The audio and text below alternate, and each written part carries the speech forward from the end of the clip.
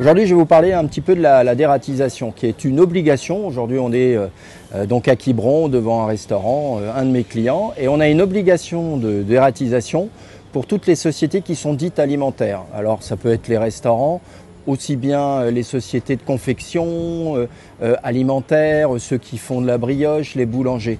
Donc tout ce panel de clients ont une obligation, ce qu'on appelle dans leur plan de maîtrise sanitaire. Et là, on intervient soit pour dératiser, soit pour désinsectiser. Donc dans la dératisation également, on ne fait pas n'importe quoi avec n'importe quel produit. Déjà, on peut utiliser des produits, ce qu'on appelle rodonticides, vulgairement appelé la mort au rat pour certains, mais nous on appelle ça du rodonticide.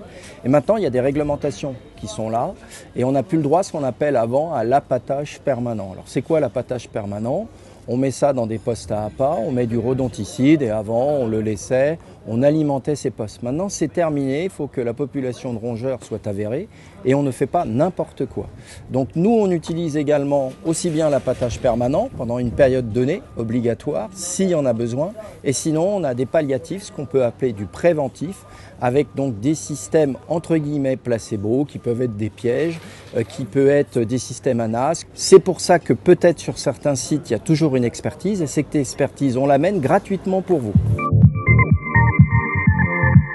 Les professionnels doivent être agréés Certibiocide et également avoir un agrément spécial punaise de lit. Alors deux types de moyens d'action, une action je dirais mécanique, vapeur, surtout vapeur chaud à 180 degrés, parce que c'est le seul moyen à l'heure actuelle de détruire les œufs de cette façon. Et le chimique, quand on dit biocide, donc travaille avec du produit chimique, c'est tous les 10 jours un passage. Et là, le passage est soit par pulvérisation, soit par brumisation. Donc, c'est des opérations lourdes. Le matelas devra partir en déchetterie après notre premier passage. Ça, c'est très important. Pourquoi ? Parce qu'on va éviter de contaminer. Également, tout le linge devra être nettoyé soit à 60 degrés, soit par congélation. Donc, vous voyez, c'est des impacts importants. Faites confiance à des professionnels comme Seclean Service 3D.